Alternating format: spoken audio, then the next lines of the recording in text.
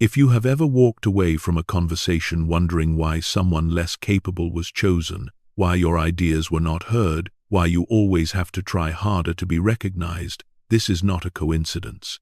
Your life is not being blocked by a lack of effort, it is being redirected within the very conversations you step into every day. There are moments that last only a few minutes, yet they are enough to determine your position, your career trajectory, and your level of influence for years to come. This video does not offer temporary motivation.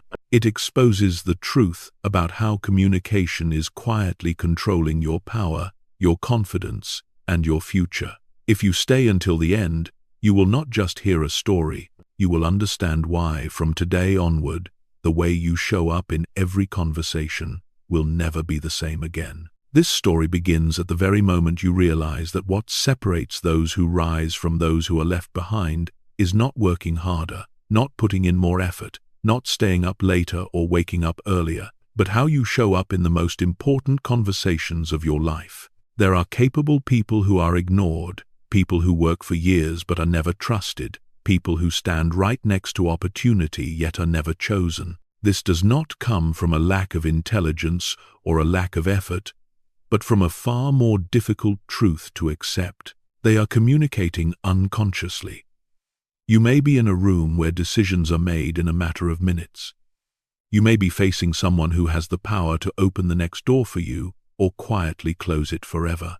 And the way you speak, the way you listen, the way you react, the way you remain silent, will silently determine who you are perceived to be. This story does not begin with impulsive motivation. It begins with the awareness that every conversation is a turning point. One answer can elevate your position.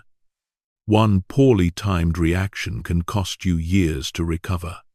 A small hesitation can be interpreted as incompetence. Uncontrolled tension can destroy trust you have built over a long period of time.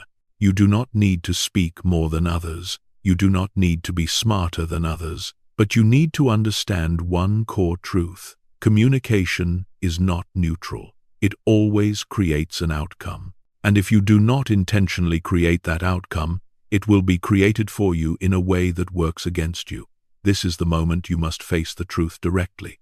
You are not losing because you lack value. You are losing because your value is not being transmitted correctly, not placed in the right position, not activated at the right moment, not packaged in a way others can receive and trust. Life may not change in a single day, but your position can change in a single conversation. And from that position, opportunities begin to shift. The way others treat you begins to change. Your level of influence begins to rise or disappear in silence. Most people are never taught how to master these moments. They speak from emotion. They react from instinct. They allow tension to guide their words. They let the ego step in instead of strategy. And then they wonder why they are never recognized. The story you are listening to opens a different gate, a different frame of reference, where you no longer enter conversations hoping to be understood, but enter prepared to lead, not to manipulate, but to take control, not to dominate, but to position yourself, not to defeat others, but to stop defeating yourself. This is the beginning, the point where you stop communicating out of habit and start communicating as a survival skill. And from here, nothing will ever be the same again. The reason you and so many others are losing in communication every single day begins with an uncomfortable truth. Most failures in adult life do not come from big decisions, but from small conversations that repeat over time, where you lose initiative without even realizing it. You walk into a meeting wanting to contribute but leave in silence. You have ideas but speak at the wrong moment. You have ability but are not given responsibilities that match it. You have opinions yet are seen as inflexible. Gradually, you start adjusting yourself to feel safer, speaking less, waiting more, hoping others will see your value without you having to place it on the table. The truth is that the adult world does not run on hope. It runs on signals. And communication is how you send signals about your position, your credibility, and your level of influence. Most people are sending weak signals, not because they are weak, but because they are unaware that every sentence, every reaction, every pause is being decoded. The person in front of you is not listening to understand you. They are listening to decide how much they should trust you, how much power they should give you, which doors they should open or close for you. But because you were never taught this, you enter communication as a passive participant. You speak when asked. You respond emotionally. You protect your ego instead of protecting your position. You try to prove you are right instead of building trust. And in that process, you make yourself smaller without anyone needing to push you. You may have experienced this before. You speak a lot, but no one remembers. You explain carefully, but no one follows. You stay silent to avoid conflict and end up being overlooked. You react quickly to defend yourself and cause others to become defensive. This is not random. It is the result of unconscious communication, where emotion comes before strategy, reflex replaces preparation, and ego leads instead of purpose. And the deeper you go into adult life, the more clearly you will see one painful truth. The most capable people are not always the ones who go the farthest. The most articulate speakers are not always the most influential. But those who understand how to communicate within contexts of power always hold the advantage. They know when to speak and when to stay silent. They know how to ask questions that lead others to say what truly matters. They know how to present ideas in a way that builds trust without excessive persuasion. They are not more valuable than you, but they are better at transmitting value. And this gap, if not faced directly, will continue to widen over time. The most dangerous part is that most people do not know they are losing. They believe they only need to try a little harder, learn another technical skill, work more diligently, be more patient, and one day everything will be recognized. But while they wait, others are quietly taking positions they could have occupied. Others are speaking for them, defining them, and deciding the level at which they are allowed to participate. Silence is not always wisdom. Humility, when not positioned correctly, is interpreted as a lack of confidence, and sincerity without structure becomes invisible. This is the fracture of reality, the point where you must stop, not to blame yourself, but to realize that you are playing a game whose rules you were never taught, and no one is obligated to teach you those rules except yourself.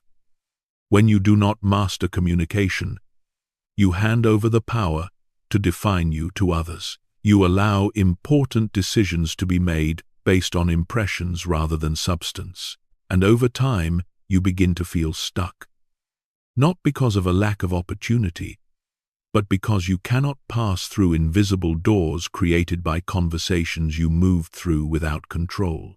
This part is not meant to make you anxious. It is meant to make you alert.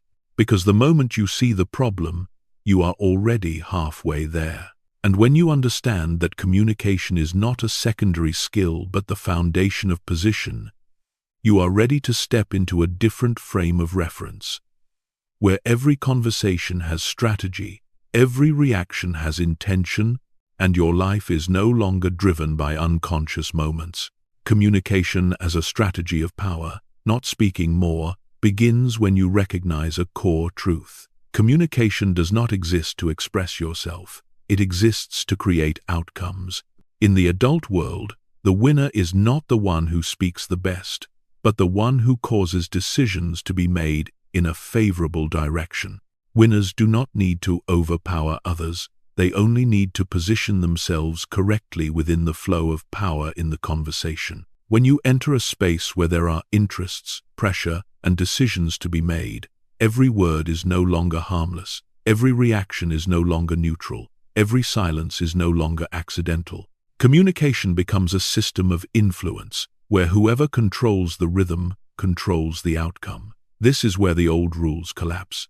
The old rules say that speaking more brings attention, explaining carefully brings understanding, and being sincere brings trust. Reality shows that speaking too much often reveals uncertainty. Over-explaining dilutes the message, and sincerity without structure often puts you at a disadvantage. The new rules operate by a different order. The order of context, objective, position, and timing. Under the new rules, you do not begin by speaking, you begin by reading the situation. Who holds decision-making power? Who is under pressure? Who needs what in order to feel safe? Who is defensive?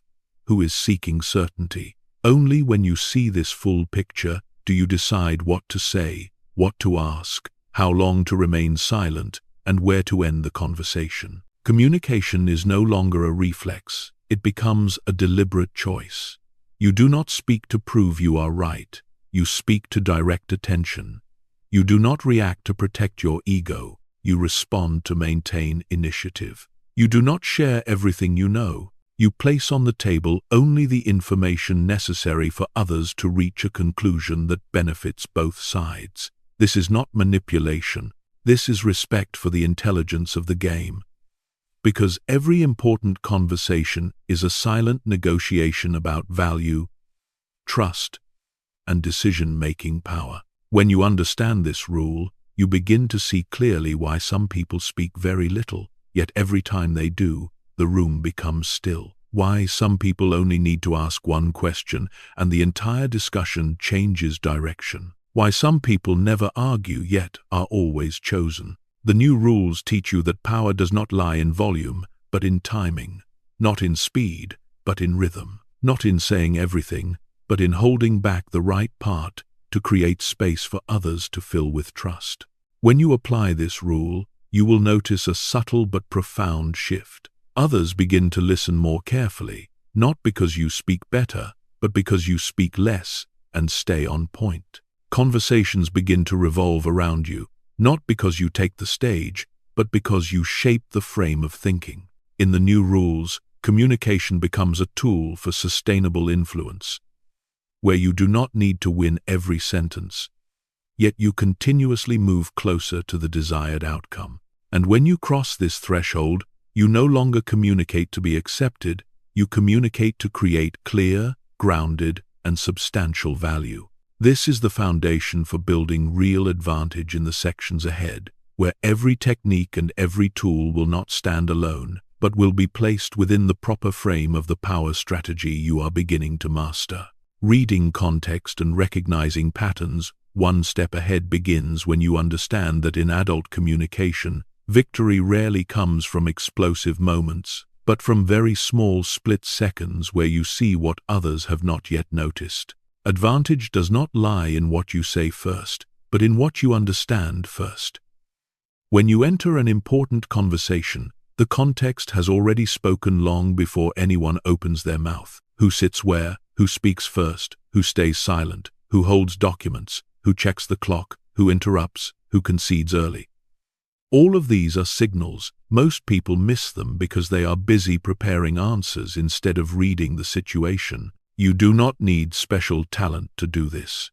You need the right frame of reference. The split-second advantage is created when you spend the first few seconds observing instead of reacting. When you notice a shift in the other person's breathing as the topic touches real interests. When you recognize defensiveness appearing just before an objection is spoken. When you see unspoken agreement forming in the eyes of those who remain silent. This is where the real game takes place. Every conversation follows repeating patterns. Those with power usually speak less. Those under pressure usually speak more. Those who have not decided tend to ask indirect questions. Those who have decided tend to seek confirmation. When you recognize the pattern, you no longer guess. You know which phase of the game you are in and what the next move should be. The split-second advantage also comes from understanding that not all information carries equal value. Some information unlocks decisions, some creates noise, some only soothes the ego, and some is enough to redirect an outcome. Unconscious communicators put everything on the table hoping to persuade. Strategic communicators select each piece of information and place it at the right moment to create leverage. When you state one small detail at the right time, you can save hours of argument.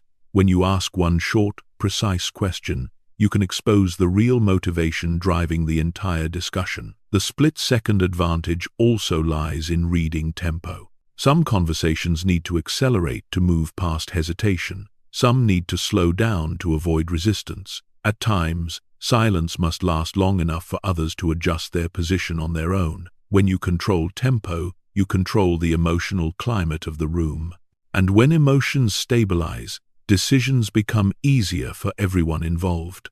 This is not instinct. It is a skill trained through deliberate observation. After each conversation, you ask yourself what happened before the outcome appeared. Who changed their attitude, and at which moment? Which sentence shifted the atmosphere? Which silence created unspoken pressure? When you do this often enough, you begin to see before others can react. You are no longer pulled along by the flow of words. You stand outside, observing structure and choosing points of intervention. The split-second advantage also shows up in how you prepare. You do not enter a conversation with content alone. You enter with assumptions about motivations, pressures, and limits on all sides. You prepare 3 response paths for 3 main scenarios. You know what is non-negotiable and what can be exchanged. You know the desired ending and the safe stopping point. When the conversation drifts, you do not panic. You adjust because you anticipated this possibility. This is the difference between reacting and leading. The split-second advantage does not make you loud. It makes you precise. It does not make you dominate. It makes you timely. And when others realize that every time you speak, clarity follows, they begin to wait for your voice. They grant you the power to shape direction, not because of a title, but because of trust built through small moments. When you master the split-second advantage, you no longer need to win through force. You win through position. And that position allows you to move into the next part, where listening is no longer passive, but becomes a strategic tool that lets you go deeper into what is truly driving the decisions of the person in front of you. Listening to words, listening to emotions, listening to hidden objectives opens up when you realize that most power in communication does not lie in the mouth, but in the ears. And even deeper, in the ability to correctly interpret what is not being said. Unconscious communicators listen in order to reply. Strategic communicators listen in order to understand the structure of decisions forming in front of them. Listening in 3 layers begins with the most visible layer, words. This is the surface level where information is transmitted, facts are shared, and requests are stated. But if you stop at this layer, you will always arrive too late. Because words are often the final outcome of a chain of thoughts, emotions, and motivations that have already taken place. The second layer is the emotion beneath the words. This is where changes in tone, speed of speech, avoidance or fixation of eye contact, shallow or deep breathing reveal levels of safety or defensiveness. When you hear emotion, you know what the other person fears, what they are protecting, and what they are hoping for. If you ignore this layer, you may answer the content correctly, but at the wrong time, causing the conversation to drift off course. The third layer is the hidden objective. This is the most important layer, where real decisions are formed. The other person is not speaking merely to exchange information. They are speaking to reach a certain state, to be recognized, to be in control, to feel safe, to reduce risk, to preserve face, or to unlock benefit. When you hear the hidden objective, you no longer argue on the surface. You go straight to the center of the decision. Listening in 3 layers requires you to temporarily set aside the desire to be right in order to prioritize understanding correctly. You do not interrupt to prove what you know. You allow the other person to speak long enough for patterns to reveal themselves. You use deliberate silence to create space for what matters to rise. You reflect emotion to confirm understanding instead of challenging content. When others feel understood, they lower their defenses, and when defenses drop, true objectives appear. This is where you gain advantage. Strategic listeners do not ask random questions. They place open questions at the right moments to allow others to reveal priorities on their own. They ask about consequences, about risks, about what worries the other person most if things do not unfold as expected. These questions do not force, they guide. When you hear the answers, you know where to place emphasis, what to avoid, and whether to move slowly or quickly. Listening in 3 layers also helps you manage yourself. When you recognize emotions rising in others, you are not pulled along. You keep a stable center and become an anchor for the conversation. When others are confused, you bring structure. When others are defensive, you bring clarity. This does not come from clever speech, but from full presence. The other person senses that you are not merely waiting for your turn to speak, but are genuinely tracking their internal process. And that presence alone creates influence. When you master listening in 3 layers, you no longer need to persuade with long arguments. You adjust your message to touch the hidden objective directly. You speak less, but more precisely. You do not confront words. You cooperate with motivation. And from there, the conversation shifts from debate to natural alignment. This is the bridge from reading context to guiding decisions. And once you have heard what truly matters, you are ready to move into the next part, where emotion is no longer something that knocks you off course, but becomes a resource that helps you maintain your inner axis under the pressures that lie ahead. Maintaining your inner axis under pressure and manipulation begins when you understand that in every important conversation, emotion always appears before reason, and the one who controls emotion controls direction. Unconscious communicators let emotion lead the way. They react when challenged, they become defensive when questioned, they tense up in silence, and they lose initiative when pushed by time pressure. Strategic communicators do not eliminate emotion, they manage it. They treat emotion as a signal to adjust, not a command that must be obeyed. Emotional mastery does not mean becoming cold. It means keeping your inner axis stable, so you are not pulled away from your objective when the surrounding space begins to shake. Pressure shows up in many forms: a loaded question, public criticism, an extended silence, a push to respond immediately. When you are unprepared, these moments trigger survival reflexes that make you talk too much, concede too early, or stiffen unnecessarily.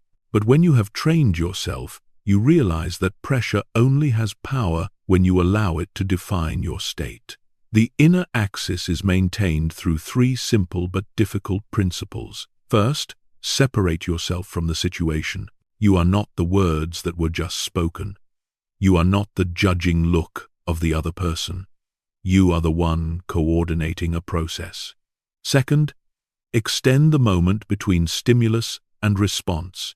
1 deep breath, 1 second of deliberate silence is enough to shift the brain from reflex to choice. Third, keep the long-term objective of the conversation clearly in mind. When the objective is clear, small attacks lose their ability to pull you off course. Emotional mastery also includes recognizing manipulation before it takes effect. Manipulation often relies on triggering emotions such as fear of missing out, guilt, the need for approval, or anxiety about being judged. When you hear statements that make you rush or doubt your own value, that is a warning signal. Instead of reacting, you reset the tempo. You ask for clarification. You bring the conversation back to objective criteria. You do not deny the other person's emotions, but you do not allow those emotions to control your decisions. When you remain composed, you begin to create a reverse effect. The other person senses that you are not easily pushed. They adjust their approach. They become clearer instead of applying pressure. Your stability becomes the new reference point for the interaction. This is quiet power without display. Emotional mastery also allows you to use emotion as a resource. You know when to express care to build connection, when to show seriousness to establish boundaries, when to remain calm to cool tension. Emotion is no longer impulsive, it is regulated by strategy. Others do not feel manipulated, they feel safely guided. When your inner axis is solid, you no longer fear conflict. You do not avoid difficult questions. You do not need to prove you are right. You focus on keeping the conversation on track and creating high-quality decisions. From this position, you are ready to move into the next part, where the questions you ask are no longer just to gather information, but to unlock motivation, value, and the decisions waiting to take shape on the other side of the table. Unlocking motivation, value, and decisions begins when you realize that the person who leads a conversation is not the one who speaks the most, but the one who asks questions that force others to reconsider their own choices. The right question does not seek surface information. It opens the internal structure where true motivation and value are operating. When you ask the right question, you do not force. You create conditions for the other person to arrive at a decision they can stand firmly behind. The chain of the right questions begins with clarifying the objective. You shift the other person's attention away from scattered details and place it on the larger picture. When the objective is named, internal contradictions begin to surface. You then continue with questions about priorities, what matters most right now, what is acceptable, and what is not. When priorities are defined, options naturally organize themselves without the need for long arguments.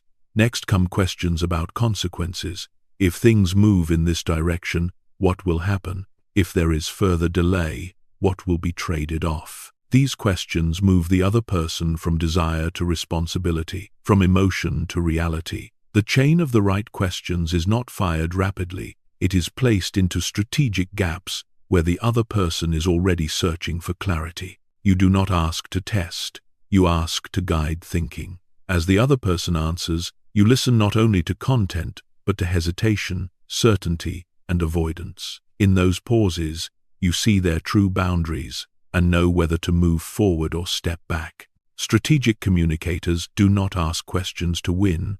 They ask to build sustainable alignment. They avoid questions that trigger defensiveness. They choose open questions that make others feel respected and in control. When people feel they have made the decision themselves, they commit more strongly to the outcome. When they are over-persuaded, they later look for ways to withdraw. The chain of the right questions is also a tool for reframing. When a conversation gets stuck in argument, you ask questions that shift focus from who is right to what works. When tension rises, you ask about what both sides want to achieve. When information conflicts, you ask about decision criteria. At that point, the question becomes the steering wheel that brings the conversation back to the main road. When you use the chain of the right questions, you significantly reduce the need to explain or persuade. Others begin to articulate on their own why one option makes more sense, and when those words come from them, they carry far more weight than any argument you could deliver. This is how you create influence without imposition. The chain of the right questions also requires you to accept silence. After asking, you do not rush to fill the space. You allow the other person to think, and in that moment, they are restructuring their perspective. That silence is where decisions are formed, not in the next words spoken. When you master the chain of the right questions, you shift from reacting to creating. You no longer chase someone else's narrative, you build a new one together, where objectives are clear, values are respected, and decisions emerge naturally. From this foundation, you are ready to move into the next part, where psychological principles are activated not to manipulate, but to reinforce trust and encourage voluntary, lasting action. Creating influence through core psychological principles begins when you understand that most human decisions are not made at the conscious level where reason debates, but at a deeper level where feelings of safety, self-worth, and fear of loss quietly lead the way. Unconscious communicators try to persuade with arguments. Strategic communicators create conditions in which the other person's subconscious agrees on its own. Activating the subconscious is not manipulation. It is arranging the right context so that natural human mechanisms operate in a positive direction. When the context is right, people feel the decision is theirs, and they are willing to act on it. A chain of core principles is always present in every important conversation. The principle of reciprocity makes people want to give back when they feel they have received value first. That value does not need to be material. It can be clarity, time, respect, or a perspective that reduces risk. When you give first, you set a cooperative rhythm. The principle of social proof drives people to seek reassurance from the choices of others. When you place a decision within a context already validated by people in similar situations, psychological risk decreases. The principle of commitment and consistency makes people want to act in alignment with what they have already stated. When you guide others to articulate their own goals and criteria, you create a track that makes the next decision feel consistent. The principle of authority does not come from title, but from clarity, consistency, and the ability to frame. When you speak less but accurately, when your responses are structured, when you know when to stop, others sense stability and are willing to grant influence. The principle of scarcity activates when people recognize that opportunities are limited by time, resources, or access. Effective scarcity is not about creating fear, but about clarifying the cost of delay. When people clearly see what they lose by not acting, urgency emerges naturally. The principle of liking appears when people feel seen and respected. When you accurately reflect emotion, use their language, and acknowledge their perspective before offering a solution, you build an emotional bridge that carries your message further. The principle of loss aversion is the strongest motivator, but it must be used carefully. Instead of threatening, you clarify the objective consequences of not changing. When consequences are presented neutrally, the subconscious activates its protective response on its own. These principles do not stand alone. They are most effective when arranged in a sequence that matches the emotional rhythm of the conversation. You cannot speak about scarcity before establishing rapport. You cannot ask for commitment before reciprocity. You cannot rely on authority before clarity is set. Strategic communicators read the rhythm and choose the appropriate principle for each stage.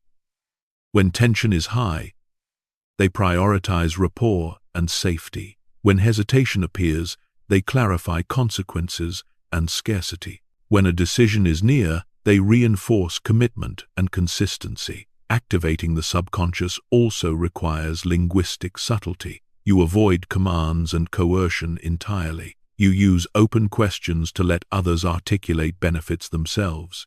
You use comparative structures to highlight optimal choices. You use short stories to transmit complex messages in an accessible way. The subconscious responds better to images, sequences, and familiarity than to dry data. When you speak the language of the subconscious, resistance drops significantly. A clear sign that the subconscious has been activated is when the other person begins speaking in the language of action. They talk about next steps, timing, and conditions instead of debating right and wrong. This is when you keep the rhythm steady, not rushing to close, not pushing forward. You reconfirm the shared objectives and criteria. You allow them to feel in control while the direction is already clear. Activating the subconscious is most effective when you maintain alignment between words and presence. When your tone is calm, your pace measured, your eye contact steady, and silence used at the right moments, your body sends signals of safety. The other person's subconscious receives these signals before it processes your words. And when the subconscious feels safe, decisions unfold more smoothly than any technique could force. When you master this layer, you realize that sustainable influence does not need to be loud. It is built by arranging the right context, so people choose a beneficial direction themselves. And from that foundation, you are ready to move into the next part, where confidence is no longer a fragile feeling, but a structured projection that allows you to show up grounded and credible in every important communication space. Voice, language, presence, and preparation begin when you realize that confidence in communication is not a feeling you wait to appear, but a structure you actively create. Unconscious communicators depend on mood. When they feel comfortable, they speak smoothly. When they feel pressure, they shrink. Strategic communicators build confidence as a system that can be activated at any time. Projecting confidence is not about showing off. It is about sending a stable signal that you are reliable, that you are in control of yourself, and that you are capable of guiding the process. Voice is the first layer of projection. When your pace is slightly slower than normal, when volume is steady, when sentences end clearly, you are speaking to the other person's nervous system, signaling that there is no threat and no urgency. The listener unconsciously adjusts to your rhythm. In contrast, when the voice becomes rushed, fluctuates unpredictably, and sentences run on without clear stops, you signal insecurity, no matter how accurate the content may be. Confidence begins with mastering pace. Language is the second layer.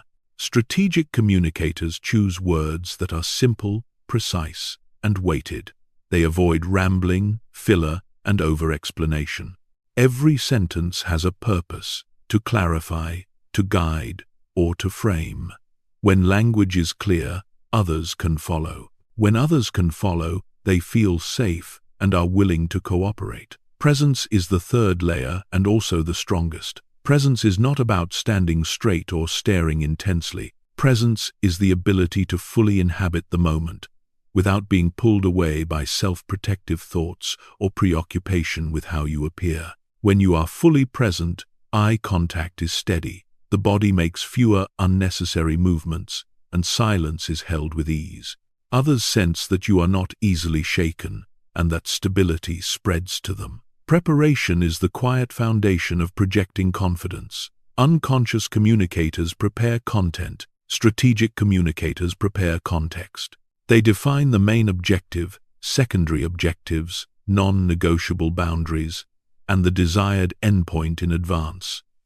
They anticipate 3 likely objections and prepare concise response frames for each. When you are prepared, you do not need to memorize sentences. You only need to hold direction and adjust to the real-time rhythm. Confidence no longer comes from knowing everything, but from knowing where you are going. Projecting confidence also includes the strategic use of vulnerability.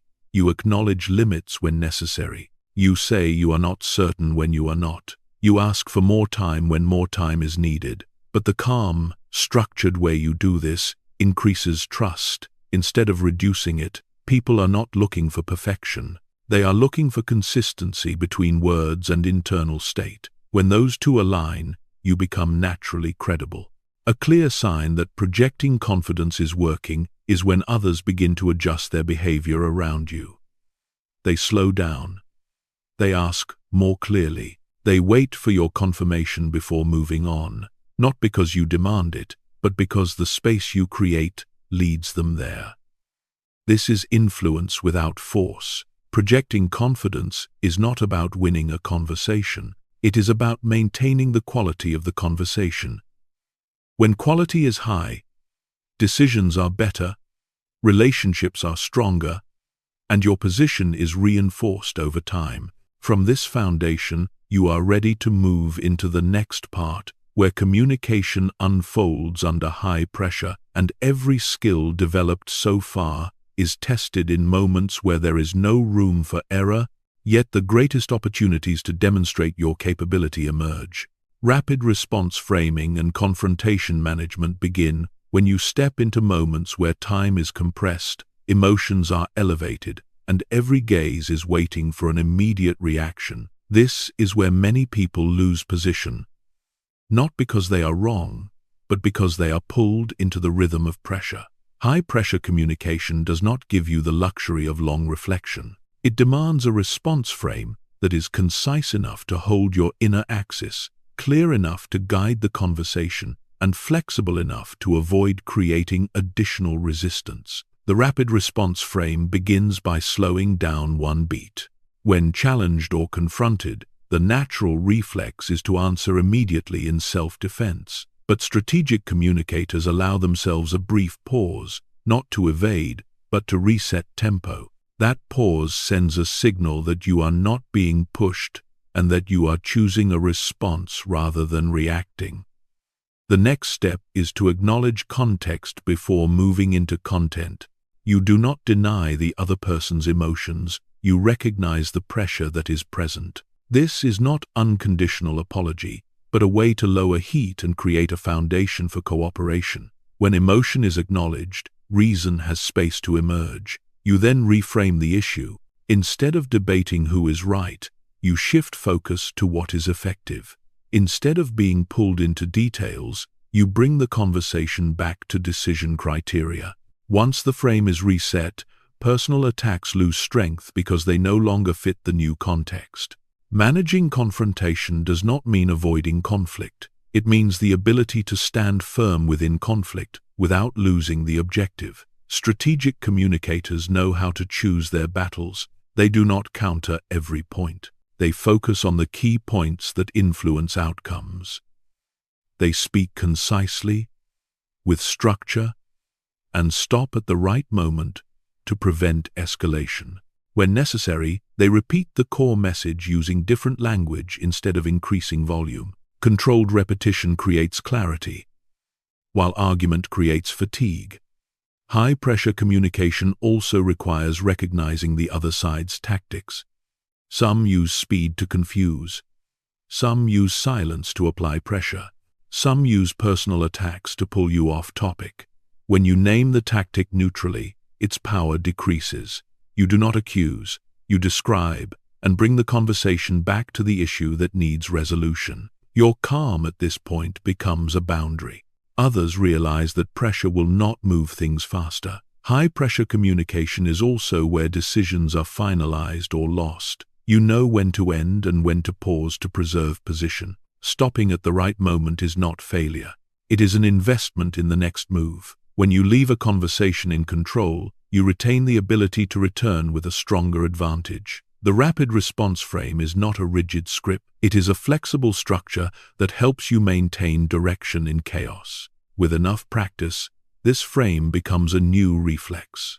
Instead of tension, you feel focus. Instead of being pushed, you lead. And it is in these high-pressure moments that others recognize you do not just have skill, you have composure. From here, you are ready to move into the next part, where confrontation is transformed into intelligent negotiation, and every difference becomes an opportunity for exchange rather than prolonged deadlock. Transforming confrontation into mutually beneficial exchange begins when you understand that negotiation is not a battle where one side wins and the other loses, but a process of restructuring interests so both sides can move forward without losing face. Unconscious communicators enter negotiation with a defensive mindset. They cling tightly to positions out of fear of loss. They concede too early to avoid tension, or they become overly rigid out of fear of being taken advantage of.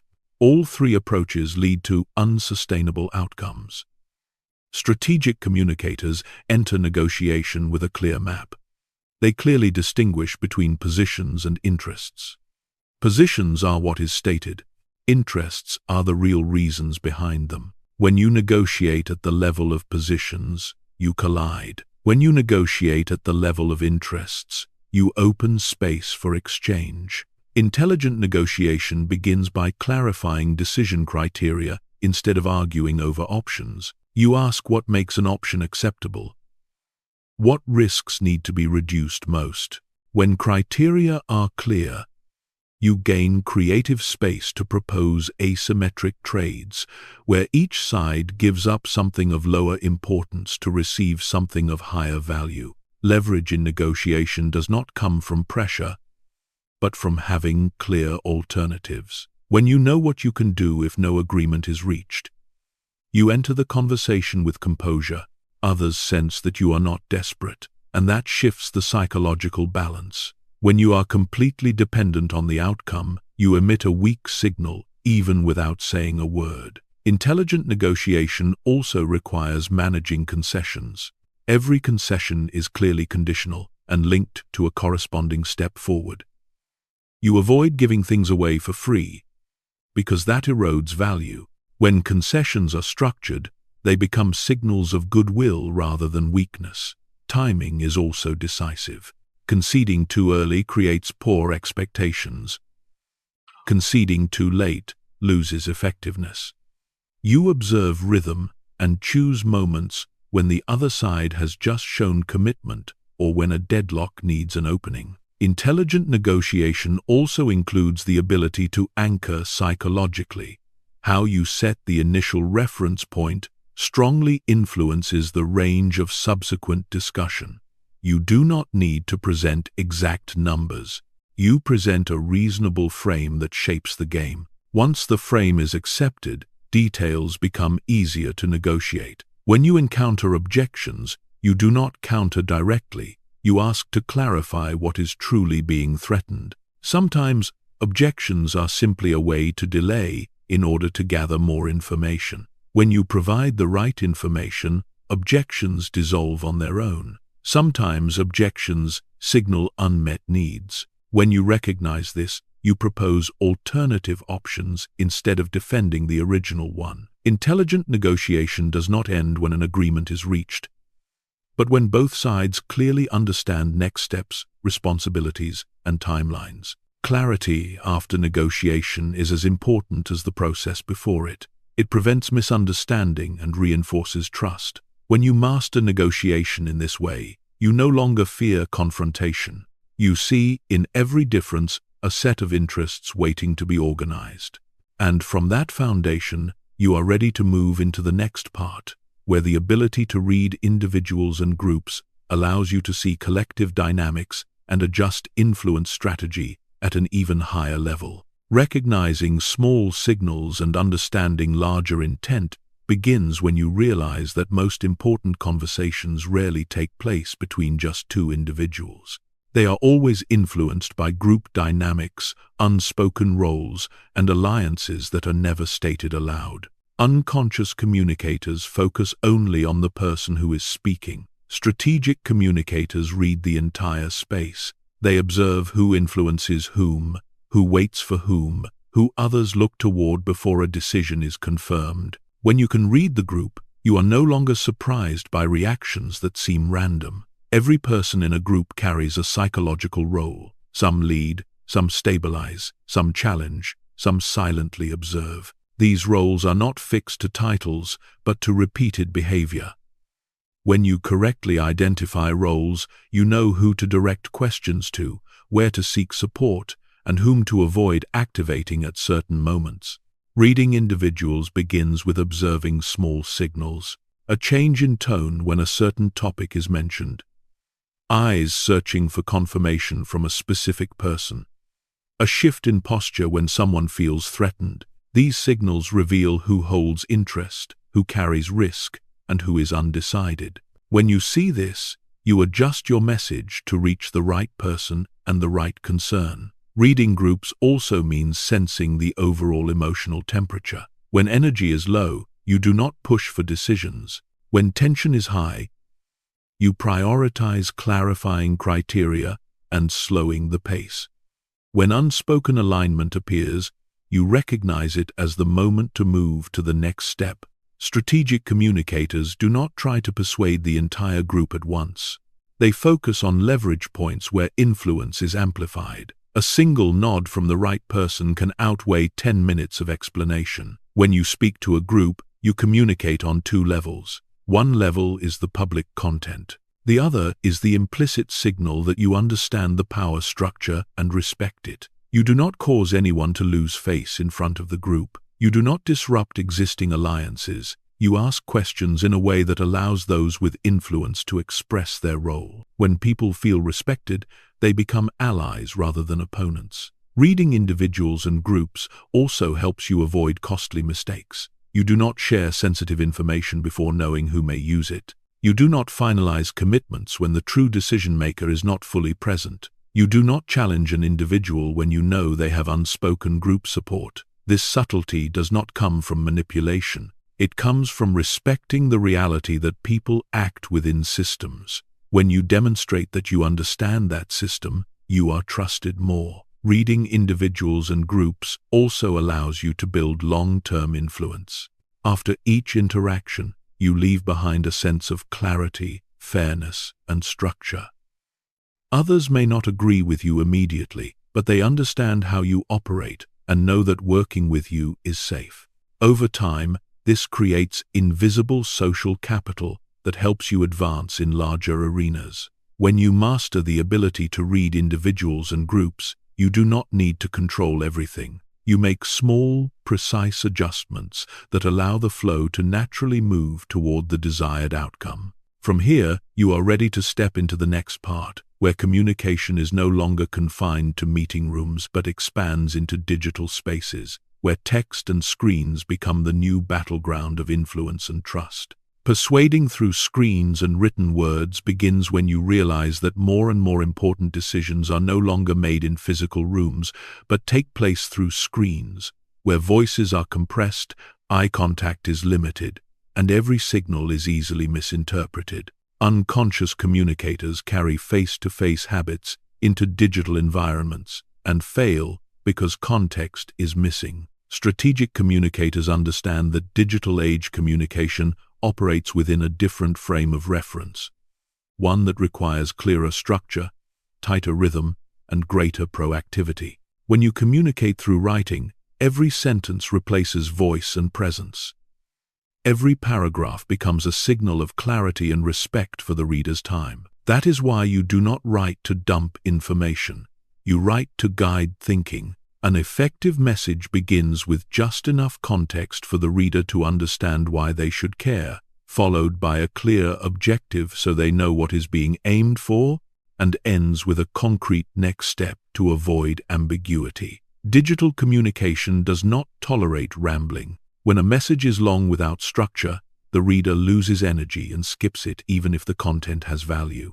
When a message is short but lacks objective, the reader becomes confused and delays action. You balance this by using simple sentences, precise language, and logical sequencing that allows the reader to follow without guessing. Communicating through screens also requires managing response timing. Responding too quickly can signal urgency or anxiety. Responding too slowly creates the impression of avoidance. Strategic communicators choose response timing that matches importance and established expectations. When more time is needed, they proactively communicate this to preserve trust. This proactivity matters more than replying immediately with low quality. Tone in digital communication must be more neutral and explicit than in direct interaction. Because non-verbal signals are absent, vague phrases are easily interpreted negatively. You avoid sarcasm, avoid assuming shared context,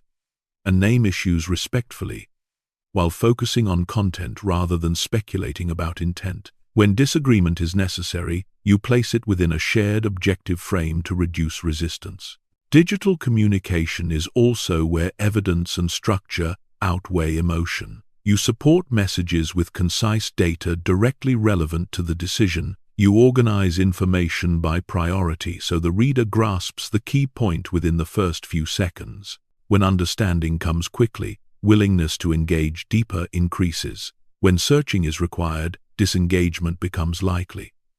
One often overlooked element is how you end a message. You always close with a clear call to action, confirm a proposal, suggest a time option, or request a specific response. This helps the reader know exactly what role they play and reduces unnecessary back and forth. Digital communication also demands consistency between words and actions. When you promise to respond, you respond.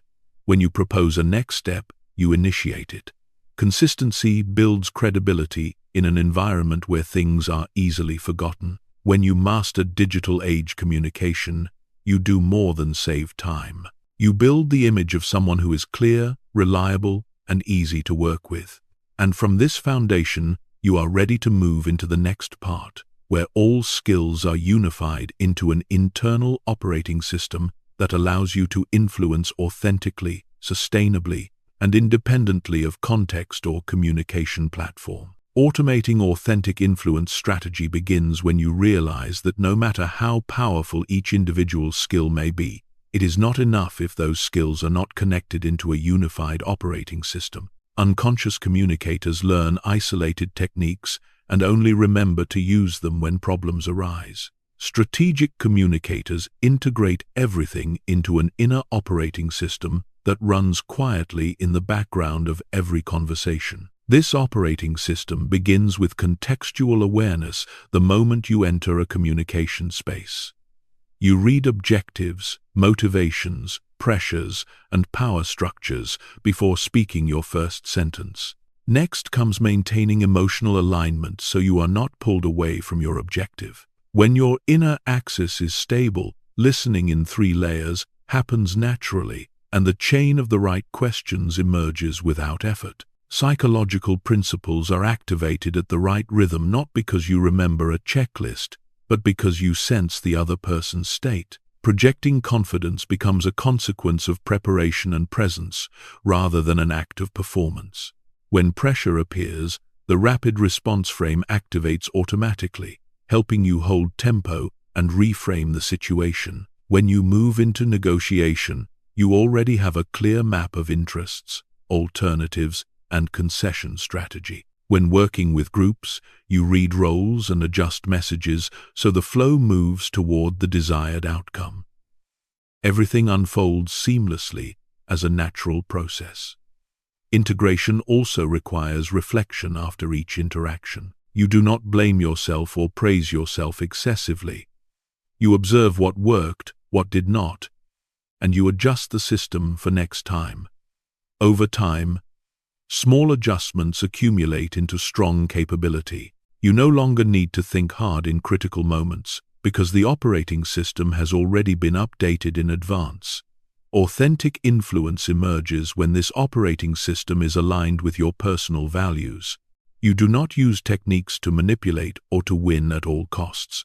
You use them to create clarity, reduce conflict, and help decisions be made on stronger foundations. When others sense this consistency, they trust you not because you are persuasive, but because you are reliable. Integration also allows flexibility across different contexts. You do not have one fixed style for every situation. You adjust directness, level of detail, and tempo according to context without losing your identity. This allows you to communicate effectively with different personality types, cultures, and levels of power. This inner operating system does not make you rigid, it makes you free. Free from the need to prove yourself, free from impulsive reactions, free from dependence on temporary emotions.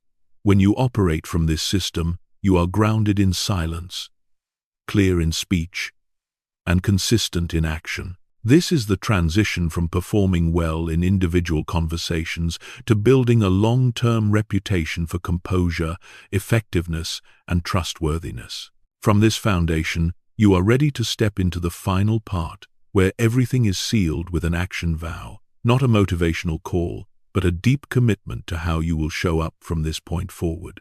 Beginning now and accumulating long-term power is the closing point where all understanding turns into a vital commitment. You do not need more motivation.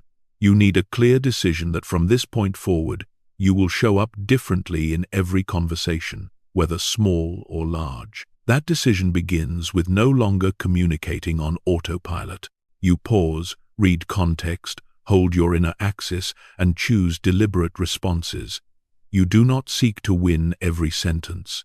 You focus on creating sustainable outcomes and long-term trust. The action vow is not a vague promise. It is a sequence of concrete choices repeated every day. You choose to listen through all 3 layers before responding. You choose to ask the right questions instead of giving long explanations. You choose to slow down when pressure rises. You choose to end conversations with clarity instead of allowing ambiguity to linger.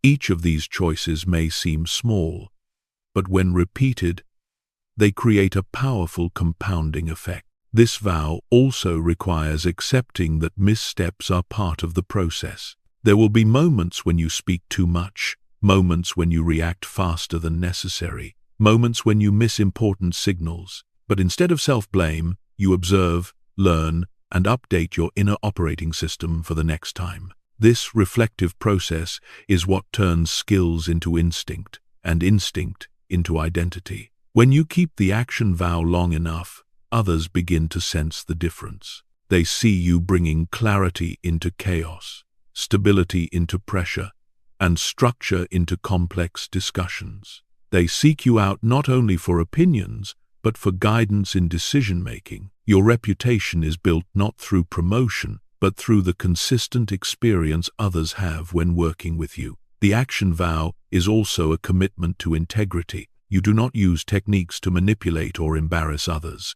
You use them to reduce friction, elevate decision quality, and create real benefit for all sides. When your influence is tied to values, you do not need to defend your position because it is protected by trust. This vow does not require you to become someone else. It requires you to become the clearest version of yourself in communication. When words, state, and actions align, you no longer need to force persuasion. Consistency itself becomes the strongest message. And from this moment on, every conversation you enter becomes an opportunity to accumulate long-term power. Quiet, grounded, and enduring over time. You have reached the end of this journey, and if you are still here, it means that a very deep part within you is ready to show up differently in your own life. What you have just heard is not a piece of temporary motivation, but a map that reveals why your position and future are not determined by how much you speak, but by how you communicate in the moments that matter most. You have seen that communication is a system, from reading context, listening through all three layers, mastering emotion, asking the right questions, activating the subconscious, projecting confidence, to standing firm under pressure, negotiating intelligently, and building sustainable influence. When all of these elements are integrated, you no longer communicate on autopilot, you communicate with intention and weight. If this content has helped you see more clearly how you show up in conversations, or made you pause and reflect on opportunities you may have missed, begin with one small action right now. Press like to support the channel. Share this video with those you believe also need a grounded perspective on communication, and do not forget to subscribe to continue walking alongside stories that help you master your mind, elevate your influence, and build a strong life from the inside out. Thank you for listening, and I will see you again on the next journey.